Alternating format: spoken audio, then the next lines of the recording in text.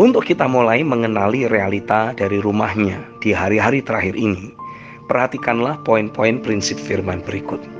Yang pertama, rumah Tuhan harus dibangun sesuai dengan pola yang Tuhan tetapkan sendiri. Sesungguhnya, gereja adalah ide Tuhan untuk Ia jadi memiliki sarana di bumi ini guna bergerak merealisasikan agenda kekal yang Ia miliki.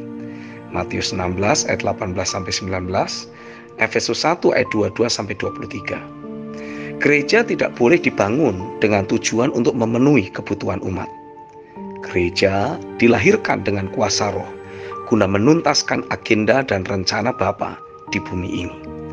Yang kedua, Tuhan sendiri telah menetapkan orang-orang yang Ia tunjuk untuk membangun rumahnya itu, yaitu hamba-hamba Tuhan yang Ia percayai dengan pola ilahi tentang gereja. Pola tabernakel adalah pola gereja di Perjanjian Lama. Di Perjanjian Baru, setelah kematian, kebangkitan, dan dipermuliakannya Yesus, pola gereja mengalami perubahan.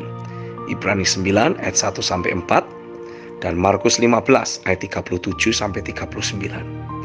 Jika gereja dibangun sesuai pola, kemuliaan pasti akan tercurah. Jika di Perjanjian Lama, wujud kemuliaan yang Tuhan curahkan bermanifestasi dalam bentuk gumpalan-gumpalan awan padat yang memenuhi baitnya tersebut, Keluaran 40 ayat 33-35, 2 Tawarikh 5 ayat 1 dan 2 Tawarikh 5 ayat 11-14. Di Perjanjian Baru, wujud kemuliaan yang Tuhan curahkan atas gerejanya adalah dalam bentuk kebangkitan orang percaya. Kisah Rasul 19 ayat 1-12. Gembala jemaat yang membangun sesuai pola sorga pasti akan mendapati seluruh jemaat yang ia pimpin jadi bangkit dalam kuasa Roh dan bergerak untuk menyatakan kuasa kerajaan sorga dalam kehidupan sehari-hari mereka. Yang ketiga, yang membedakan antara rumah Tuhan dengan banyak jenis rumah yang lain adalah adanya realita hadirat Tuhan. Ada pekerjaan firman dan roh yang secara konsisten terus bermanifestasi di dalam rumahnya. Alasan mengapa ada banyak gereja di hari-hari terakhir ini justru mengalami kesuaman, kehambaran rohani, adalah karena gereja itu tidak dibangun sesuai dengan pola ilahi yang Tuhan tetapkan. Ada banyak pemimpin yang membangun gerejanya dengan tujuan hanya untuk mengumpulkan jemaat, atau bahkan mempergunakan gereja untuk memenuhi kebutuhan-kebutuhan jemaat belaka. Tidak ada lagi suara Tuhan atau firman yang diperdengarkan. Yang ada hanyalah khotbah-khotbah motivasi, janji tentang berkat, kesuksesan, dan kekayaan yang justru malah membuat jemaat jadi makin hidup dalam keduniawian, kedagingan, dan keegoisan semata. Yang keempat, Tuhan telah menetapkan kultur, kebiasaan, dan pola hidup ilahi yang harus dijalani oleh seluruh umat yang memutuskan untuk diam di dalam rumahnya. Yesus menyatakan, siapapun yang mau menjadi pengikutnya haruslah bersedia untuk menyangkali dirinya dan memikul salibnya setiap hari. Matius 16 ayat 24-25. Memastikan tidak ada lagi cinta akan dunia ini, cinta diri sendiri, dan cinta akan uang di dalam hidupnya. Yakobus 4 ayat 4-5, Matius 6 ayat yang ke-24, dan Galatia 5 ayat 16-26. Semua itu akan dapat terlaksana dengan mudah saat pemimpin mulai melatih atau memperlengkapi jemaatnya guna menerima pemahaman firman yang sama dengan dirinya, mengalami dinamika pekerjaan roh yang sama, mengalami proses pembentukan tangan Tuhan yang sama, mengalami pekerjaannya kuasa anugerah yang sama, sehingga mulai mengejar destiny dan agenda kerajaan yang sama. Efesus 4 ayat 11-16. Yang kelima, Tuhan mengendaki untuk umatnya dapat memiliki keterhubungan yang akurat dengan rumah yang sudah Ia tetapkan tersebut. Ulangan 12 ayat 5-7. Memang tidak semua yang disebut sebagai rumahnya adalah memang rumah rohani yang Ia akui. Tapi sekali Tuhan menunjukkan disinilah rumahnya, maka seberapa banyak umatnya harus mulai menghubungkan diri dengan rumah itu. Seberapa banyak pemimpin jemaat yang ada perlu segera mengadopsi pola pikir dari rumah Tuhan yang ia tunjukkan tersebut dan membangun ulang jemaatnya. Karena Tuhan menghendaki untuk rumahnya bisa ada di mana-mana, sehingga melalui rumahnya itu dia menjadi nyata di antara umat manusia. 1 Korintus 3 ayat 16, 1 Korintus 6 ayat 19, dan 2 Korintus 6 ayat 16, Wahyu 21 ayat 3-5. Memiliki keterhubungan dengan rumah Tuhan memiliki arti A. Kita menjadikan flow of life yang ada di rumah itu menjadi pusat dari kegiatan ibadah dan penyembahan kita. Ulangan 12 ayat yang kelima.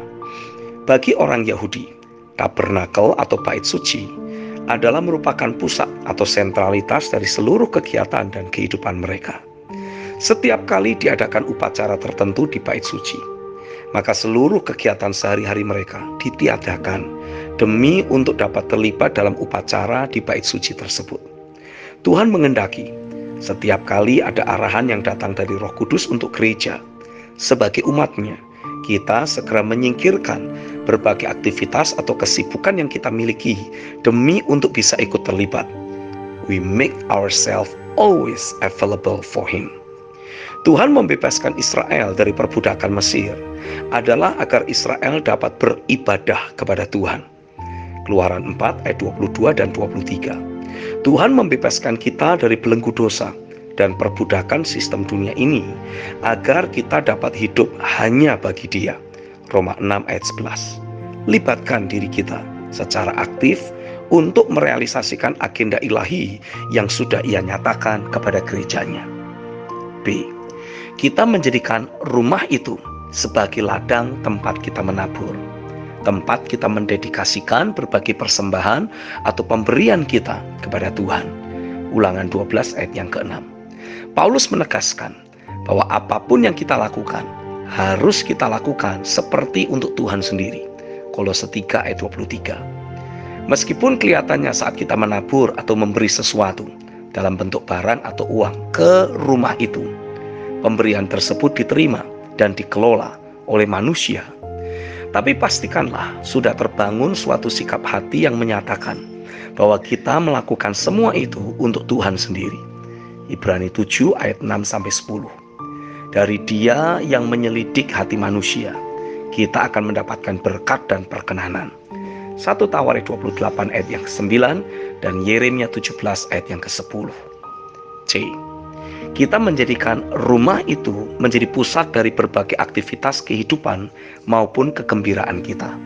Ulangan 12 ayat yang ke-7. Jika kita membangun hidup kita secara akurat, otomatis, pasti, kita akan menikmati berkat dan perkenanan Tuhan. Nikmatilah berkat, perkenanan, dan kelimpahan yang Tuhan berikan, sambil terus menjagai realita kehadirannya di dalam hidup kita.